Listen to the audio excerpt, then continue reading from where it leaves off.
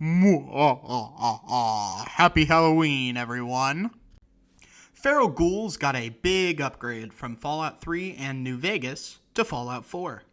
They are extremely fast and nimble, as well as being very difficult to hit with their animalistic jumps and tackles towards whoever they're targeting. However, the basic Feral Ghoul is also incredibly easy to damage due to a lack of armor. This makes them the epitome of the glass cannon build, which can be very fun to use in games. However, what if you had a mod that let you become one of these vile creatures? Can you beat Fallout 4 as a Feral Ghoul? Before we start with the rules, I'm going to explain how this is possible, and for that, I have to thank some people. When I got this idea, I knew that one of my favorite challenge runners had done a few videos playing as certain wasteland creatures. He linked the creator of those mods in the description of his videos, and wouldn't you know it, the creator of those mods also made the mods we are using today. I normally give a shout out to Nerbit in the description of every challenge run I do, but here's an extra big shout out for him. Thank you again, Nerbit. As well as for the mod creator, Abbalovesyou. We are also using the Pipboy for Everyone mod by the same creator. The links to Nerbit's channel, his 2 creature runs, and ABBA's Nexus mod page are all down in the description below. Now, since you've been so patient, let's begin the run, and then we can talk about how this is going to work. Normally, I would use a save from the very end of the vault, where I'd run past the roaches without killing them, or I will have killed the roaches with my fists, if that's allowed. However, I tested this mod a while ago in the pre-war section, and I took a funny screenshot where the outfit on the Feral Ghoul looks very silly, so I'm starting there. I have some trouble getting the mod to work because I input the console command wrong, and my viewer, Lav Chaser, makes me stop playing Fallout 4 and start playing Skyrim for 20 minutes by redeeming some of his channel points. Side note, we stream most of these challenge runs live over on Twitch, and we have a great time doing it, so please go check those out. It's really, really fun.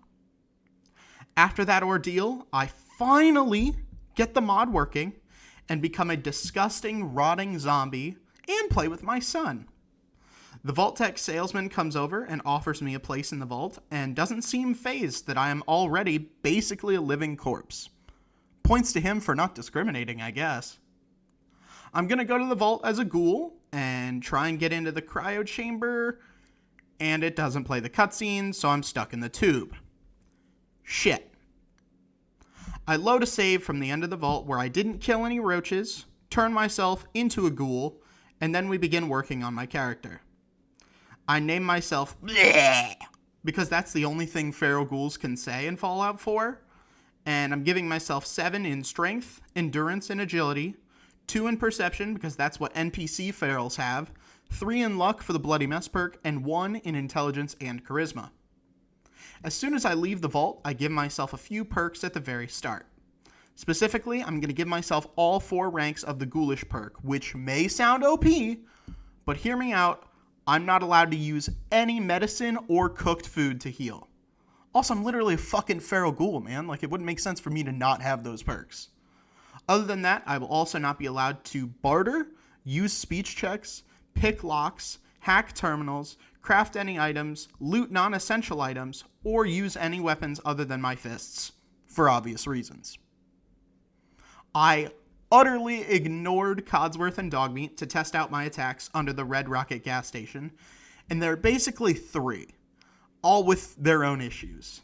There's an attack while stationary, where the ghoul just sort of slaps at you, an attack while you're moving, where the ghoul lunges forward, and the power attack, where the ghoul leaps into the air and pounces on you with all the grace and poise of a flopping fish, then lands on its ass and has to take a second to get up again. Here are the problems with each. The stationary attack doesn't have much range, and you can't move to close the gap while you're in the animation. The moving attack closes the gap too much and also isn't very accurate. And the power attack has a really weird hitbox and the aforementioned problem of landing on your ass. You also have to make sure you don't spam click, since it resets the animation and doesn't make contact with the enemy. I tried to use these attacks on the raiders at Concord, but I have really, really terrible defenses right now. Even though I actually get the resistances of a ghoul with 10 armor, 20 energy resistance, and, oh, balls, 1,000 rad resistance. That means we don't take any rad damage, and thus the ghoulish perk doesn't heal us. That is unfortunate. Anyway, we die, not very shocking, with no armor. I then go down to Gorski Cabin and see if I can at least make the befriending feral ghouls part of the perk work for me, and it actually does kick in sometimes, but it is not very common. It is at this point where I realize I can put on the clothes of the feral ghouls that I kill, and that they give me certain stat increases, but no armor, similar to regular clothes in Fallout 4, so I decide I'm going to use these. I also realized that I can spam the forward attack and travel at great speeds with no AP cost, and I think it's even faster than sprinting, so even though most of my attacks are poopy dog water, I can at least zoom around gaily to my heart's content. I take this speedy new mode of transportation over to Sunshine Tidings Co-op, where I don't befriend any ghouls, but I do pick up the perk that gives double meat on every kill, which is going to help us out a lot, because of something sad that I found out soon after. I kill Simone, Wolfgang, Trudy, and her son, since I can't barter in this run. I also head down to Super Duper Mart, where I kill more ghouls and pick up the Reaver armor, which sadly doesn't give any actual armor, like I said, just a strength increase. I then take the Cannibal perk, which I had taken an increased endurance for, and this is when tragedy struck. I tried to snack on the corpse in the basement, and my character just froze. And I thought it was going to be because, we got interrupted by other ghouls because they were attacking me and they didn't want me to steal their delicious 5-course meal. However, I reloaded my save and killed them before trying it again. And nope, the Cannibal perk does not work with the mod. That is fucking tragic. I love this mod, but this is a huge wasted opportunity.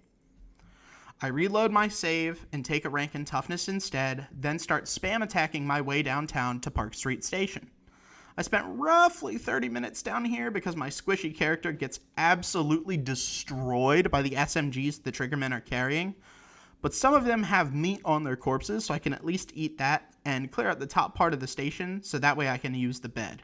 Yes, feral ghouls can sleep, that's what they're doing before they get up off the ground and attack you. I then wake up and start ambushing the Triggermen downstairs, 1 or 2 at a time, then retreat upstairs to sleep.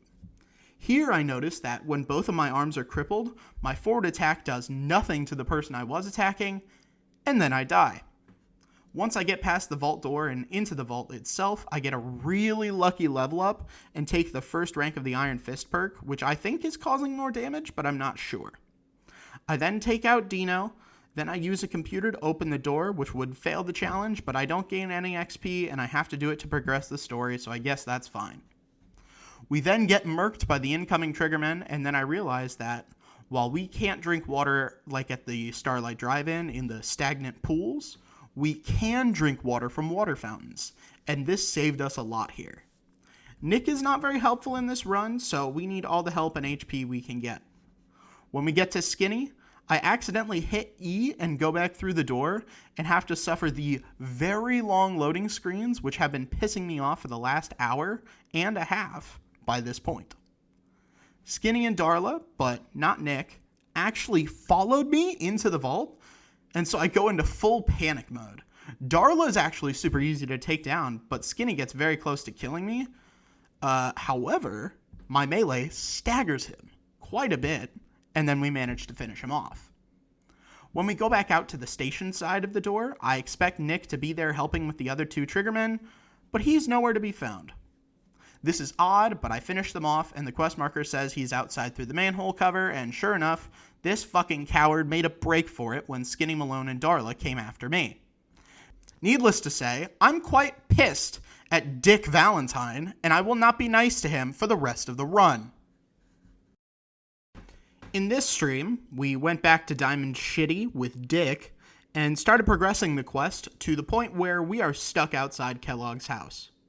Unfortunately, due to my low charisma, I cannot fail the run to pass the speech checks necessary to get the key, and I don't have enough caps to bribe Geneva. I also cannot sneak in feral form, or so I thought, and I can't loot caps off of enemies since a feral ghoul would not understand the significance of currency. We have to be rewarded caps for doing a quest, but I know just what to do. First, I head up to Starlight Drive-In and realize that feral ghouls can't benefit from ghoulish at all, since on top of the rad resistance, they just have a perk that makes them fully immune to radiation. That sucks. Then I head over to Concord and begin clearing out some of the raiders, which isn't too bad since we have some pretty strong melee attacks. However, the Death Claw is an absolute nightmare and kills me quite a few times, but with a combination of using our super speed and Preston's laser musket, it goes down and we can gather its meat for later, although we sadly don't get XP for the kill. We take Presto and his gaggle of buffoons up to Sanctuary, where we then talk to him about our origins. Damn. Like one of those old pre-war ghouls. Next, we go to Cambridge Police Station and help the Paladin kill our feral brothers. Then go to ArcJet Systems, where we get a taste of what's to come, since our perception is too low for us to get the Refractor perk. We do have some mild energy resistance as a feral, but it's not nearly enough. However, we make it down to the basement, and I lock Dance outside to kill all the synths, and then for a while I thought they would spawn infinitely, but sadly Dance kills the last few right after I trigger the engine blast, so he gets lit aflame in vain. Sorry, bud. After that, we head upstairs, finish off the last few synths, and then go outside where we get rewarded with some caps, but not enough for the bribe. We then drop Righteous Authority because fuck Righteous Authority. Upon restarting the game, I forgot what I was doing for a while until I remembered that I need caps for the bribe, so I figure I have two options. Option 1, go meet the railroad and help them out, or option dose, go help Ten Pines Bluff with the raider problem, which would probably take me to Corvega Assembly Plant. I did not want to do Corvega, but I also really didn't want to do Tradecraft, so I settled on option 3, going to the railroad and completing the quest for finding them for some XP, then sucking it up and taking out Jared. I snuck in the pipe with some of my feral brothers, who didn't recognize me, so I had to kill them, then went through the factory until I found my bearings and got to Jared. I took him out first try, then ran like hell for quite a ways until I was sure I could fast travel, then got my caps, and after that, my key for Kellogg's house. I got the cigars, and then realized there was no animation for giving them to dog meat, so unfortunately, I had to change races back to human and kind of fail the run. Again. I wasn't in combat, so it's not that bad, but still, this was quite sad. However, I also played with the change race command and realized that I didn't have to do this alone since feral ghouls travel in packs. I turned Dogmeat into a floating head, which was funny. Then I turned Nick into a feral ghoul, which made him invisible. I didn't like that, so I tried turning Dogmeat into one, and that didn't work super well either, and neither did Piper. However, I have one more ace in my hole. Coxworth. I head back to Sanctuary and turn my beloved robot into a feral ghoul who will help draw aggro and deal some damage to enemies, although he's really not that effective, as we will soon find out by heading to Fort Hagen. I was dreading this because of all the fucking lasers with our paltry energy resistance. However, with someone else drawing aggro and doing damage, it was still bad. Not unmanageably so, however. I had to keep taking away guns from Codsworth because it just kept messing with his AI. Since he's now coded to use feral ghoul attacks, picking up a weapon will just lead to him spamming his left-click attack, but at a distance where it's completely ineffectual. There are also a bunch of ceiling and wall turrets, which I just couldn't hit with my third-person attacks, so I had to let them live and shoot at me as we slowly but surely cleared out the rest of the building. In between enemies, I would run out to the bed in the parking garage and sleep, which helped us get through the base, but it was rather tedious. However, using a lucky level up and figuring out that our first person punches could hit wall turrets got us to the bed before Kellogg, and he went down rather easily due to the stagger we could inflict with our third person attacks. He even went invisible, but it hardly mattered at all. He died swiftly afterwards. Once we gathered bits of his brain to eat later, we headed back to Dick and Piper, who told us that we need to use our lunch at Dr. Amari's place to check out Kellogg's memories and help us into the Institute. Damn, I was saving that meal for a special occasion. I was worried that sitting down in the lounger would break the game, but I forgot that unlike in Fallout 3, it's a first-person animation for getting in the cryopod. This means we can get in no problem, run past all the stupid backstory for the guy we just murdered, go potty while Kellogg talks to X6 about Virgil, then click the TV to get out of there. We head to the glowing sea using our usual method of travel and get heavily damaged by giant bugs looking for sentinel site for later, then head to the crater of Adam where the children are attacked by the wasteland creatures that followed me, and they wouldn't let me use any of their beds. I would have killed them all for that, but they had the numbers advantage. I found Virgil, headed up to Green Tech, and the gunners murked me many times. However, the Courser himself was actually super easy. I couldn't kill the synth girl on the other side of the window, and I'm not allowed to use computers, so instead I had to backtrack all the way through the building. I head to the railroad to get the key decrypted, waiting until after that's done before violently killing them all so I didn't have to use a computer myself. I board the vertibird up to the Pridwin, and Dance tells me I should shoot any enemies I see. Naturally, I aim the minigun up towards the sky so I don't see any enemies. Maxon tells me I need to clear out Fort Strong, and I knew this was going to be an issue. However, I thought it was going to be the issue. Nope, not even close. Goulsworth and I head to Fort Strong, and we managed to kill every last super mutant, save for the behemoth, and then I realized we just can't crack it. The Brotherhood is a wash. I even try using a missile launcher and a pipe rifle, and I can't even bring it below 2/3. We go up to help the Minutemen, and now we run into a problem. Preston's quest works, but Sturgis doesn't want to talk to me about the teleporter. I do the Sanctuary quest and build up the settlement, and he keeps giving me generic dialogue. Fuck! I keep retrying this until I decide to go try and take out some other settlements to see if that helps. It doesn't. Sturgis won't talk to me. I even try advancing the quest with console commands, but that just doesn't work either. I am fully stuck here, and my last real hard save was at Fort Strong, and before that was the exit save in the memory den, so this whole stream was a complete waste of time. I start up the game again from Fort Strong and kill the behemoth using console commands, and hopefully the Brotherhood will work at least, meaning some of my last stream will have been worth it. Sadly, nope. Proctor Ingram won't say shit to me either. I then go back to the save in the memory den and re-find Virgil's cave, skipping Sentinel Site since I won't be able to take out the behemoth and thus I can't side with the Brotherhood. I redo the Green Tech genetics fight, re-decrypt the Courser chip, re-talk to Sturgis, and the quest still won't continue. I get rid of all the mods I'm using except for the 2 that make this run work, and it still won't progress. Something has broken my copy of Fallout 4. I don't know if it's the patch that they released a few months back or if the mods I'm using have broken it, but either way, we would have failed the challenge since we need to craft the molecular relay at our settlement to progress the challenge, and Feral Ghouls obviously can't do that. I cannot beat Fallout 4 as a Feral Ghoul, and maybe not even at all. It's a real bummer that the challenge had to end here in the middle of Act 2, but if you're able to make a run like this work with the playable Feral Ghouls mod, please let me know and tag me in it so I can watch your video. I'll even leave a like. Maybe even a comment. I don't know if I'll subscribe though, you gotta be really good.